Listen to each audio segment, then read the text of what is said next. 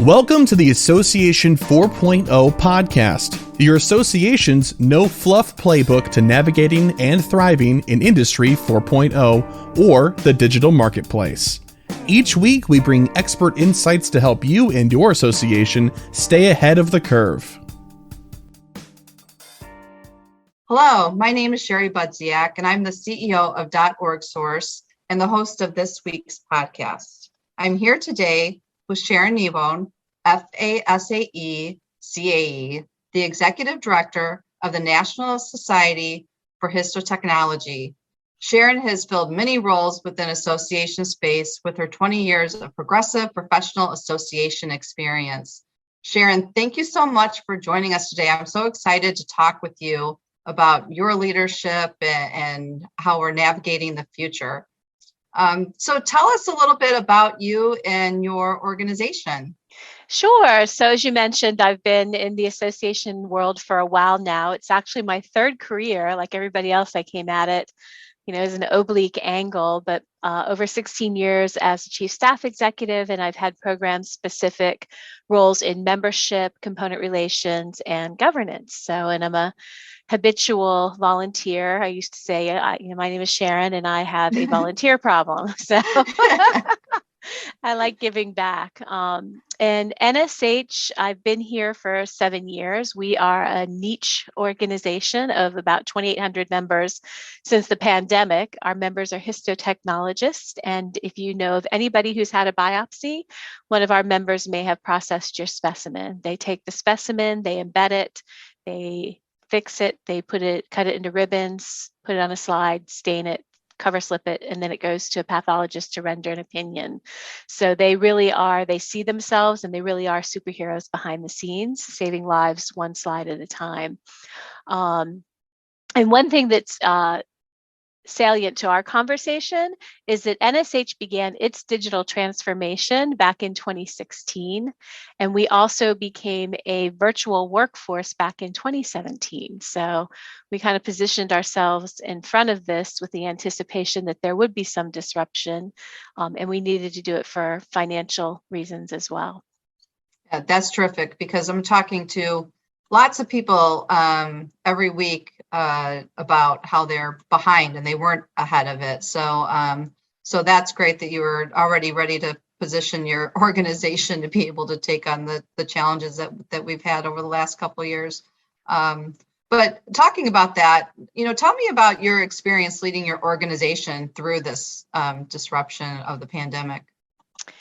It was surreal. I mean, my husband and I came back from Australia on February 18th. So my husband's Australian, and I get back in the office, and within a week I received a phone call from one of our board members who works at NYU in a research lab. And he said, Sharon, I'm not coming down for the day on the Hill. They're shutting our travel down.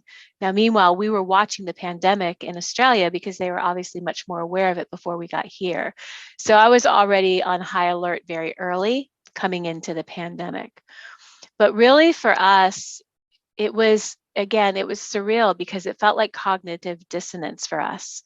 About 6 to 8 weeks, about 8 to 12 weeks into the pandemic, I took one of our staff meetings and said to my colleagues, I know you guys don't like talking about the squishy stuff, but we're going to have a conversation about how everybody's feeling and how everybody's coping. And I opened with, we are financially sound. Your jobs are secure. You don't need to worry about that. And so we talked about what we were feeling and what we were experiencing within our circle of influence, our families. And what came out of it was that everyone was experiencing cognitive dissonance. And the reason for that is the rest of the world was slowing down. And many of our peers in the association world came to a halt with what they were working on. And we were accelerating between 2019, November, and October 1, 2020. We implemented a new AMS. We implemented a new learning management system. We launched a new brand, and we launched a new membership model. And we brought on a new employee in November of 2019. So we were ramping up. And on top of that, we were pivoting. So we planned our annual meeting 3 times. We were in October And my attorney called me up and said, Sharon, haven't heard from you. Everybody else is calling. They're panicking about their meetings. I'm like, oh, we're in October. It's still too early. We shouldn't have to worry too much. Well, Yeah. you know what thought, as my husband would say. So we had to plan the meeting multiple times. And the biggest thing that I think of with the pandemic in the last couple of years, not just for my colleagues and myself, but for our entire industry, is that we have been sprinting a marathon for over 2 years, and that we are Yeah. exhausted. We Yeah. are absolutely exhausted. So what's been challenging to lead during this time is, one, self-care. We had some staff turnover, and I worked for over 2 months without a day off. It's also been challenging to keep leader focused, leadership on task, leadership engaged, because they're dealing with their own problems. And keep in mind, our group works in healthcare.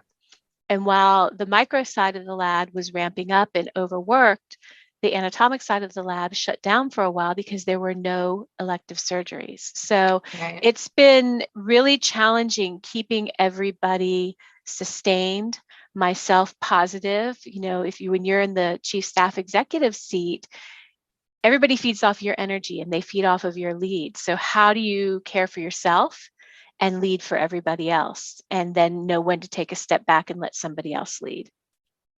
Yeah, I'm hearing that that's the biggest challenge. And how do you keep staff, happy and engaged, and because everybody's just, as you said, just exhausted, and there's like, just it seems like there's, it's a certain point, kind of no end in sight. There's something else that you're having to deal with. So Well, it's like moving the goalposts, right? It's kind of like the yeah. hallmark of gaslighting is what, keep moving the goalposts. Yeah. So there's a little bit of that going on in the background, where every time you think you've got a goalpost, oops, sorry, it's been moved. Right. So talk to me a little bit about your thoughts on how you, with this experience that we've had, about the future of the association industry. I thought about this a lot. I know we're all talking about it. What do we need going forward? And in my mind, there has to be less association dogma. And I say that with, air quotes. And by that, I mean that the adage of "that's the way we've always done it" Mm-hmm. is no longer acceptable. And we really have to think about how we're going to go forward. And we have to be intentional in what we're trying to accomplish. And at the same time, while you're being intentional in what we have to accomplish, you got to have 3 or 4 other ideas or irons in the fire that you're ready to pull out at any given time. So if you're familiar with McKinsey's horizon thinking, so you've got the first horizon, take care of today's business, and that is the immediate business needs. Then you've got the second horizon, which is usually like 2 to 5 years. What do we need to be going to market with? And then at the same time, you've got that third horizon, which would be considered highly complex, digital, things that are really going to be transformational. We've now come into a horizon where that third horizon is now in horizon 1 or 2, or you can say the time frame has changed. So when you think about disruption, and this is probably passé at this point, but think about Uber as a disruptor, right? Mm-hmm. Think about how association people, we relied so heavily on cabs, and all of a sudden, just through technology, we've completely, very quickly thrown out the paradigm in terms of car travel when you're on the road for business. So I think we're going to continue to really see that type of transformation. And what we really need are transformational leaders. We need visionary leaders. We need transformational leaders who are able to translate what they are seeing. And we need leaders who are quick on the uptake. So whereas the idea of no harm come during my tenure, right? Let's status quo, let's not rock the boat. You're actually doing a disservice to your organization, whether you're the chief staff executive or whether you're a volunteer leader, because you're going to end up so far behind, you're never going to see the new opportunities and you're going to get left behind. So I really think that in terms of the future of the association industry, it's going to be transformational, visionary leaders who are able to bridge reality forward to their vision, but they're going to have to be able to move quickly and bring Yeah. everybody along. Yeah, I actually an interesting conversation with two doctors yesterday that were board members of an organization, and they actually realized that that's what they need for their organization. They're like, there are opportunities, and they're like, we need somebody who can really, they use the term entrepreneurial, but they were getting at this discussion of somebody who is visionary and could help them transform and grow and be quick. And so it was interesting to me because I worked prior to starting the consultancy for two major medical associations, and to me they were always slow. And so I was like, well, the pandemic, made us move very quickly, and the boards had to kind of make decisions quickly along with us.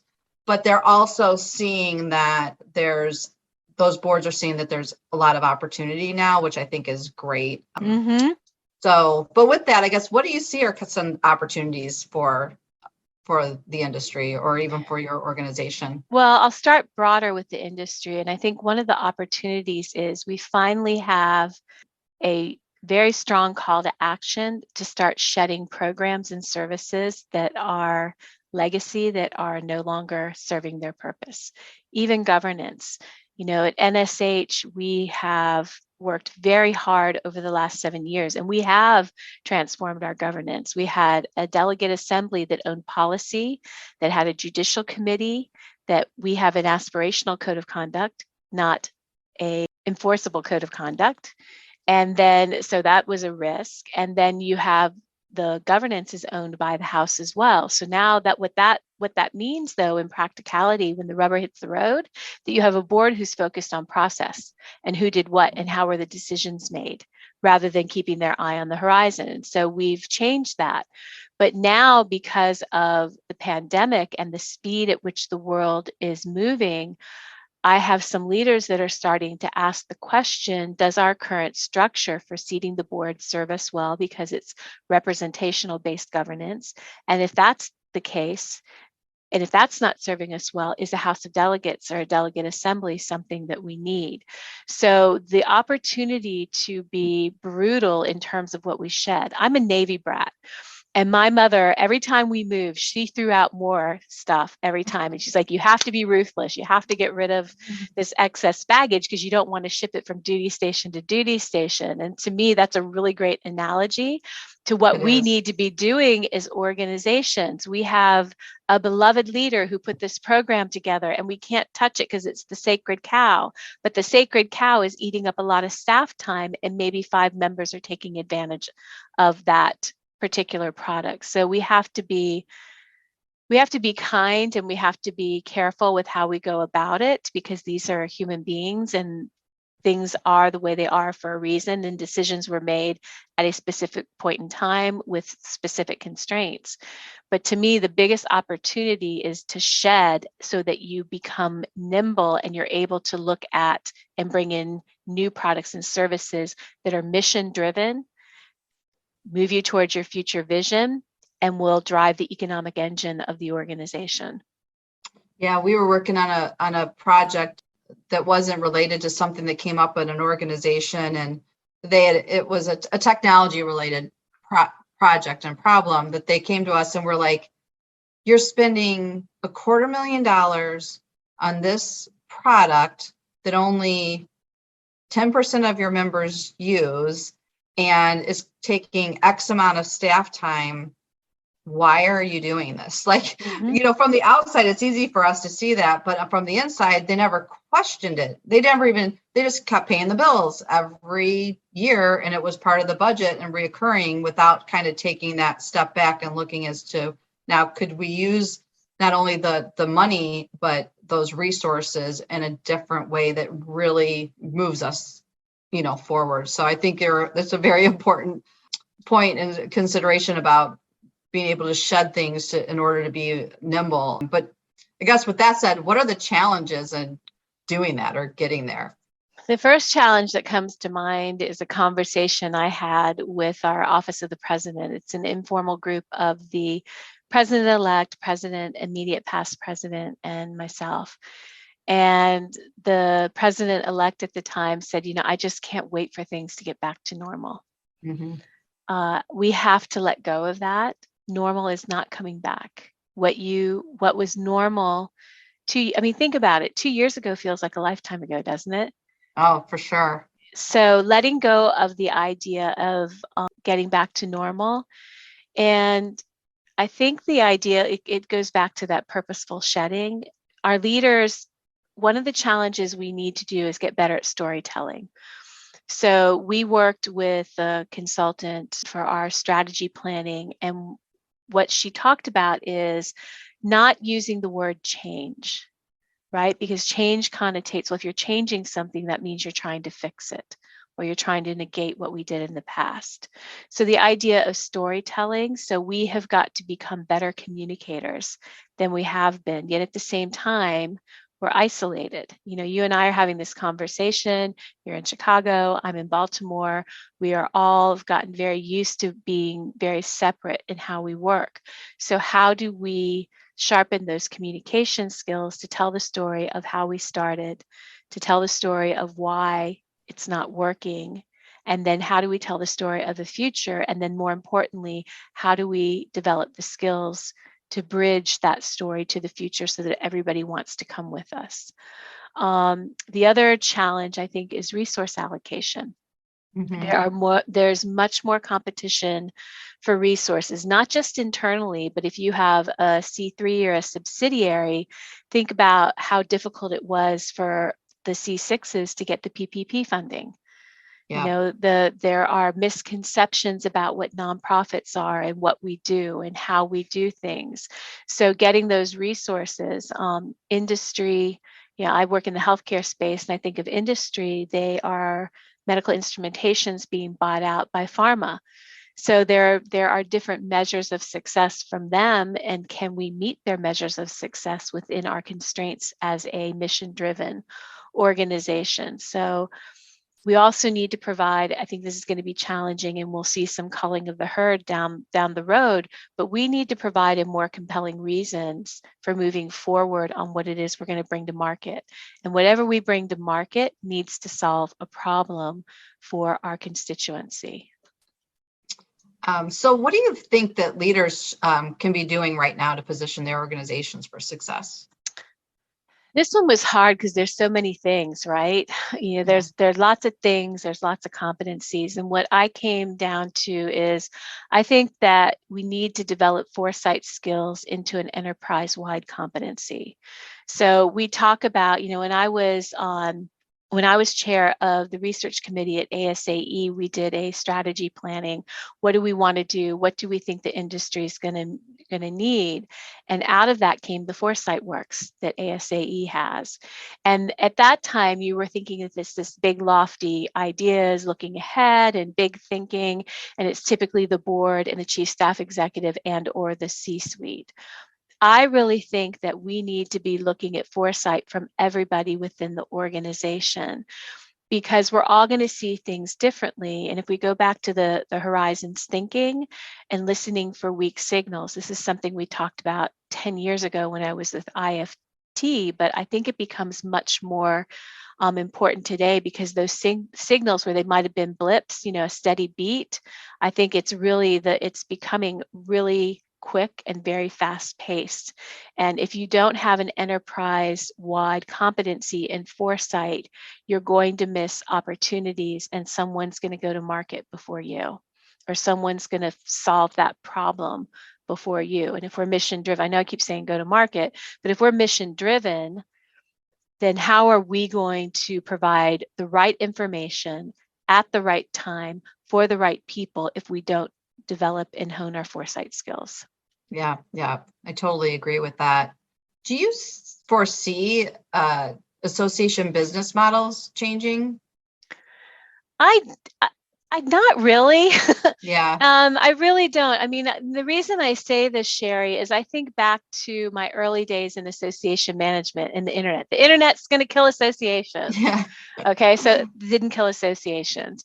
Next thing you know, social media is going to kill associations. That didn't happen. I think our core model is going to change. What I think is going to change is how we deliver it and how we communicate it. We're always going to be mission driven. If we're not, we lose our tax status. We are for the betterment of the society. So how we deliver our value, I think, will change in how we communicate it, but we're still going to have some type of a membership. And if you're not doing membership, you're talking about subscriptions, which is a variation Right. on a theme, or you're talking about events and education. And when I'm listening to people, I haven't seen anything strong or new coming out in terms of hybrid, virtual, or in person. It's all, how do we make, what's the objective and how do we get there? So I'm going on record saying I don't think it's going to dramatically change. Yeah, I mean, I would agree. You brought up things that in my career, my story was that I was working at the AANS, the neurosurgeons, and I was given an opportunity to help them develop their website. Nobody even knew what a website was. So we went from the website to then, as you said, it was like social media, and then it was the .coms, and how is this all going to affect us in social media? And even with what happened with the virtual meetings, it's just another, I don't know, platform or another delivery model. And it makes, I think, our lives more complicated because you have to do all the things. So now we've got more things to do, but it's not changing the core of what we do, right? Like you said, we're still delivering education. We might be delivering it, in a live, in person, compared to virtual, compared to hybrid. We might change it up every year. Who knows what that looks like, but we're still delivering education. It's just, in my mind, it's kind of, people used to ask me, well, Sherry, what do we stop doing? And I'm like, nothing. Sometimes we still have to have things in print. Like, it's just how it is. So I would agree with that. But on a different kind of note, how do you feel technology is going to continue to change how associations operate? The way I see it is that it's going to enable an employee-centric work culture tied to the vision, mission, and annual objective. So, I mean, we're already seeing a little bit of this shift in power, if you will, for employer versus employee. And I had a conversation with a group the other week about, business models and how do you bring your staff together? And there's some people that are in the camp, well, it needs to be in person. Some people are in the camp of hybrid. Some people are in the camp of completely virtual. And my answer was, it depends on the organization. We have this horrible habit in our space of wanting the silver bullet, capital THE silver bullet. And the reality is, the answer is, as usual, it depends. But I do think that technology will enable us to be employee centric while still being true to whatever culture. Because as you know, in this industry, the culture of staff is going to be somewhat of a reflection of the culture of the industry we serve, because of the people who gravitate there. The second piece is that I believe artificial intelligence, machine learning, all of that fun, big woo-woo stuff, if you will, I always think Skynet whenever we start talking about artificial intelligence. And I know I'm dating myself, but it will allow us to deploy our staff and cohorts of volunteers to higher level thinking and really develop mission-driven products and services. And when you look at the demographics, so these big external drivers, workforce is at a crisis point. We had this conversation 10 years ago. We started this conversation with the research committee and what should the role of the associations be. And in my mind, and for some time, the sweet spot for associations is workforce development. So you have jobs that are disappearing and they're not coming back, and you have displaced workers who are angry. And then you have new jobs that are opening up, but we can't find workers to fill them because they lack the skills. It seems to me that we as associations need to do a much better job in putting a flag in the ground on workforce development. And then when I think of a conversation I had with Barbara Bird Keenan, who's doing some current work with the research committee about transformational leadership, there's one thing that she said that really stood out to me. If we really want to be transformative and we really want to do well, the IT is going to take us there. But we have to stop caring about who gets the credit, and we need to pull our resources. And the new IT is not scalable when you think about it. Like right now at NSH, I'm not investing in machine learning for newsletters. I don't have the resources for it. I don't have the staff to set it up. I don't have the staff to deliver it. My resources are maxed out. So by not caring as much about who gets the credit, then there's economies of scale. And how do we do that with technology to really drive the workforce to where it needs to be in the future? Because I feel like we are at the beginning of the Industrial Revolution. We have just scratched the surface on what technology is going to mean for us going forward. So we need to listen and read and learn and figure out where we're going to go as a group. That's some great thoughts. That's great. So before we kind of wrap up today, do you have any kind of final thoughts or advice you want to tell our listeners? I think going forward in the turbulent 20s, as I've heard them call it, or it's a transformative age, I do believe that when we look back at this period, we're all going to think, how did we get through it? But I think, I'm going to date myself, but I think of a 38 Special song, hold on loosely, but don't let go. So in other words, we have to not be so driven by our need to control our environment. We are living in an age of disruption. This is a pandemic at this current period of time. We just had a war, or the beginnings of a potential war start in Europe. My point being is that we are living in an age of disruption. So we are going to have to flex our muscles in how to be transformative. We're going to have to flex our muscles in how to be flexible, and not so, holding on tight, for dear life, but hold on loosely. You're not going to be in control, but what you can control is how you respond to external drivers and external stimuli, and how do you navigate forward as a leader in confidence, so that your colleagues and the people that you serve in terms of volunteer leaders are also calm and have confidence in you to help them find the way forward. Well, that's great. Well, thank you so much, Sharon. This was a great conversation. I enjoyed it, and I've learned a lot myself today too. And I really appreciate all of your time and your dedication to the association community. Thank you. And thank you for thinking of me. This was fun.